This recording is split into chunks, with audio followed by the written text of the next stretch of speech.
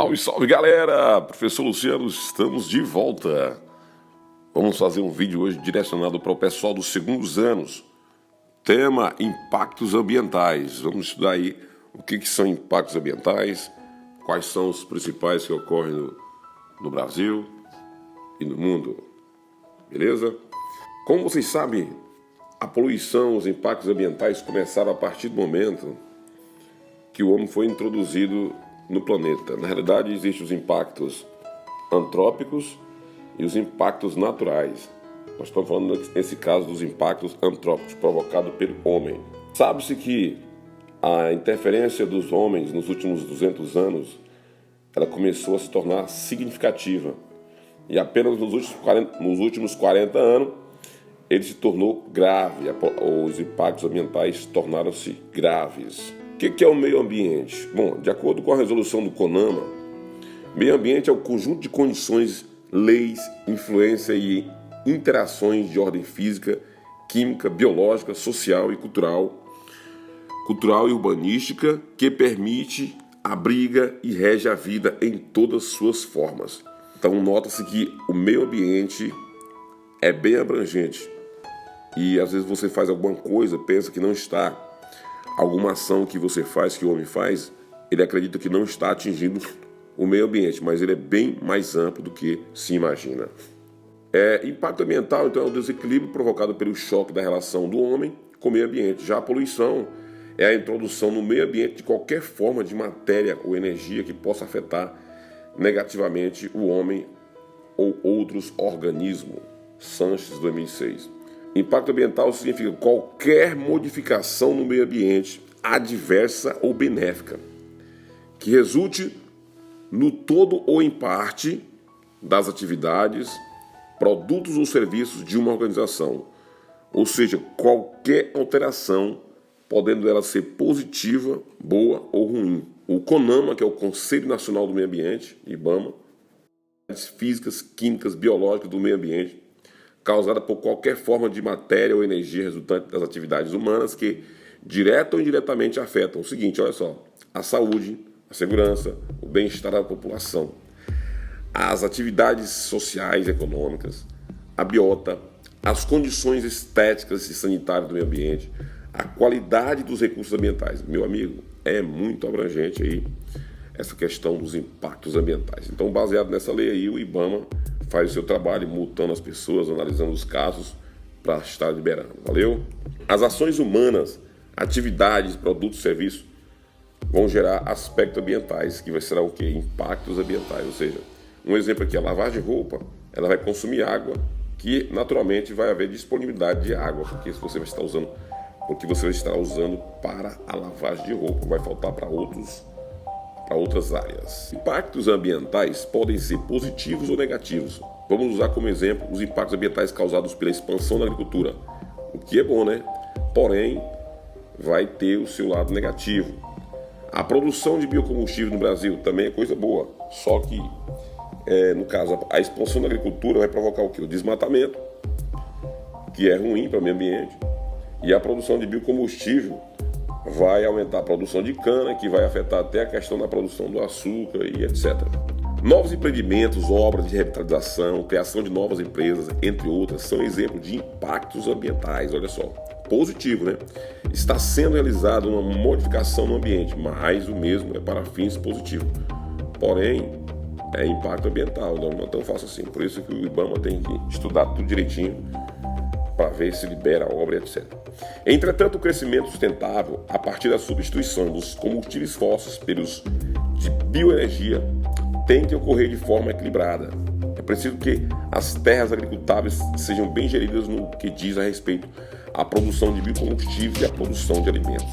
Então tem que haver um equilíbrio, porque pode afetar, além do meio ambiente, como vocês viram aí, ó, o meio ambiente ele é bem abrangente, até mesmo a vida das pessoas.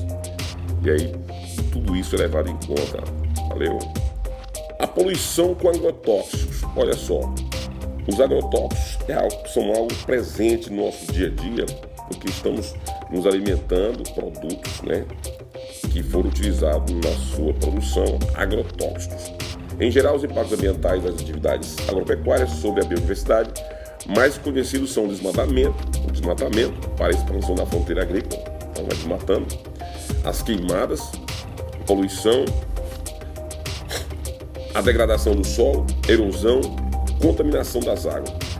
E aqui nós temos uma gravura, uma foto mostrando aí a utilização de agrotóxicos, que é algo muito sério no nosso país aí, que deve ser analisado com carinho, né? A erosão do solo, um impacto ambiental muito sério causado pela agricultura, a erosão do solo, principalmente na zona tropical do planeta. Isso por causa do mau uso da terra, né? O envolvimento do solo antes do cultivo desagrega, facilitando o carreamento dos minerais pela água das chuvas. Então existe o que? A perda de milhares de toneladas de solo agricultável todos os anos. Então a consequência é o que você está vendo aí nessa gravura aí, essa foto. Há muitas crateras aí provocadas nessa erosão do solo devido ao mau uso da terra. Quais as consequências dos impactos ambientais na atualidade? Por exemplo, vamos falar sobre o desmatamento. As consequências. As principais consequências são destruição da biodiversidade, genocídio e etnocídio das nações indígenas, erosão e empobrecimento dos solos, enchente, assoreamento dos rios, algo que a gente está vendo acontecer realmente. Um deles é o Rio Araguaia, que está sendo assoreado cada vez mais, cada ano que passa. A diminuição dos índices de chuva, índices pluviométricos, elevação das temperaturas, desertificação, proliferação de pragas e doenças. Então está aqui as principais consequências do desmatamento no meio ambiente. Muito grave, né? Infelizmente, acontece não só no Brasil, mas em várias partes do mundo. Tudo isso aí, gente, resulta em impactos ambientais que provocam não só onde foi feito lá, onde foi realizado, onde foi provocado, mas em todo o globo. Existe, por exemplo, o aquecimento global, que é para todo mundo. A principal evidência dessa mudança atual do clima é o aquecimento global. Foi detectado no aumento da temperatura média global do ar e dos oceanos, no derretimento generalizado da neve, do gelo, na elevação do nível do mar, não podendo ser mais negada. Existe ainda uma corrente mundial ainda que negam o aquecimento global, mas é algo visível, né? A gente percebe a temperatura como está aumentando e é consequência do aquecimento global. De onde vem o aquecimento global? Por que ele está acontecendo? O aquecimento global é provocado pela intensificação do efeito estufa. O efeito estufa é a retenção do calor pela atmosfera. A atmosfera retém o calor, que é algo natural, que é perfeito, porque se não tivesse o efeito estufa, a Terra teria uma temperatura negativa aí, entre 20 e 30 graus negativo, que seria impossível talvez a vida humana. E ela faz esse papel de reter o calor. Os raios do sol atingem a Terra e acontece a propriedade que a gente chama de albedo, né? Reflexão da luz do sol e absorção do calor, absorção da temperatura. Consequentemente, depois vai haver o processo de irradiação de calor, né? Que a luz do sol reflete na Terra, atinge a Terra, daqui sobe o calor. Uma parte desse calor ele vai ficar aqui na Terra, perfeito. E a outra parte do calor deve sair pela atmosfera. Porém, o que acontece? A atmosfera está sendo bombardeada todos os dias por toneladas e toneladas de poluentes, tá? Diversos, desde queimadas, desde o uso do automóvel, queimando combustível, os caminhões, aí o monóxido e o dióxido de carbono. Tudo isso vai para a atmosfera, gás metano, entre outros, tá? Tudo isso vai para a atmosfera, fechando-a, deixando ela mais fechada, fazendo com que os raios, fazendo com que a temperatura, o calor que deveria sair, não saia, ele volte para a Terra de novo. Então, existe o quê? Um aumento da temperatura, porque o calor que deveria sair, uma parte dele, fica retido aqui na atmosfera, aquecendo o planeta. Então, esta é a razão pelo qual nós estamos vivendo aí um tal do aquecimento global. O aumento da temperatura média e das águas do oceano. Consequentemente, virão várias alterações no meio ambiente, principalmente no clima. Quando se fala de aquecimento global, é importante destacar também a questão do Protocolo de Kyoto, que foi realizado em 1997 no Japão, onde 84 países assinaram esse protocolo, se comprometendo a reduzir os gases do efeito estufa. Gases esses que estão tanto na questão dos automóveis, nos dióxidos de carbono e monóxido de carbono, quanto na redução do desmatamento. As fábricas deveriam colocar filtro nas chaminés, um monte de coisa aí que infelizmente não foi cumprido. Esse protocolo de Kyoto, infelizmente não atingiu 100% do seu objetivo, porque muitos países, entre eles os Estados Unidos, não concordaram, devido a altos custos que teriam, segundo eles, provocaria desemprego. Então, infelizmente, não foi conseguido, não houve um êxito total o protocolo. Vamos falar agora sobre ilhas de calor. O que são ilhas de calor? A concentração de uma área com uma temperatura elevada, provocada por diversos fatores. Geralmente isso acontece nos centros urbanos, onde a concentração de prédios, asfaltos, concreto, existe então uma absorção de calor muito maior do que nas regiões rurais, regiões onde existe vegetação, onde existem árvores. Consequentemente, as cidades absorvem mais calor e a temperatura naquela região fica mais elevada. Daí o nome ilha de calor, ou seja, uma região que tem uma temperatura maior do que as demais nas redondezas, provocada justamente pela absorção maior do calor devido a muitas construções que retêm esse calor, mantendo aí a cidade com temperatura maior do que o seu entorno. Camada de ozônio. Como vocês sabem, na estratosfera existe um gás importante, que é o gás ozônio, e esse gás tem a função de filtrar os raios do Sol, Então ele bloqueia a maior parte dos raios ultravioleta, raio UVB. E essa camada de ozônio, durante muito tempo, foi destruída, uma boa parte dela, pela ação do homem, através do uso de um componente, um gás chamado CFC, clorofluorcarbono ou clorofluorcarboneto.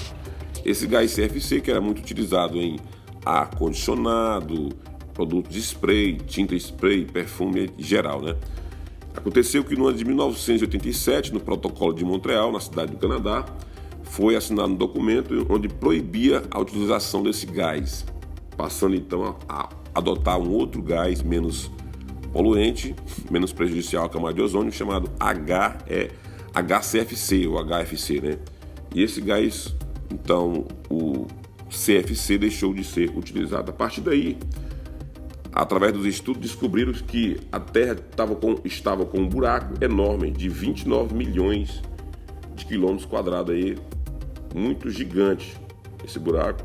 E nota-se que com a redução do gás CFC, a redução da utilização, esse buraco vem tampando ao longo do tempo, só que demora muito. Hoje já caiu para 27 milhões de quilômetros quadrados, mas ainda é grande, Inversão térmica.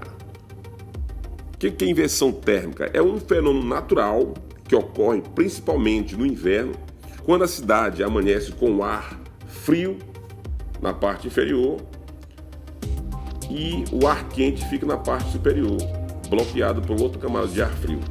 Isso é o que acontece na inversão térmica, porque naturalmente todos os dias existe, como você está vendo essa gravura aí, o ar quente na parte de baixo.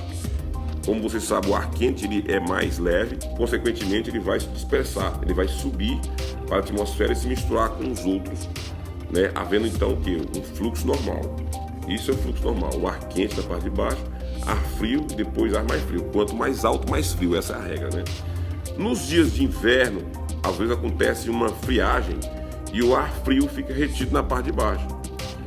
que depois demora para poder subir, porque depois ele vai esquentando, ele vai começando a subir. Mas enquanto ele não se esquentar, ele vai ficar preso, porque o ar frio ele não vai subir, ele vai descer, né? E ele fica preso. E o problema da inversão térmica só acontece nos grandes centros, onde existe muita concentração de poluição, porque através dessa friagem, esse ar frio fica preso, ele segura os poluentes. Então fica um ar ruim para a respiração, muita gente passa mal, tá? Então a inversão térmica é um fenômeno normal. O problema dela é a poluição que fica junto desse ar, tá? Beleza? Então, outra coisa que vamos estudar é a chuva ácida. O que é chuva ácida? Na realidade, se você for analisar, toda chuva é ácida. Mas a chuva que nós estamos falando, ela é mais ácida ainda do que uma chuva normal. Segundo os especialistas, uma chuva normal tem um pH de 5,6. Para quem não sabe, pH é o índice de acidez da água. Então, o pH de uma chuva normal, 5,6. Porém, devido à ação antrópica, a ação do homem, poluindo cada vez mais o ar, existem alguns gases aí que vão direto para a atmosfera e se juntam na formação das nuvens, junto com o vapor d'água. E esses gases venenosos, né, gases poluentes, vão então cair juntamente com a água, formando essa tal da chuva ácida. E a chuva ácida ela é muito séria porque ela atinge as cadeias alimentares, elas alteram a composição química do solo, destrói florestas e lavouras, atacam estruturas metálicas e monumentos, porque é uma chuva ácida. Tem chuva ácida aí 4, né? pH 4, 4,5, né? É muito sério.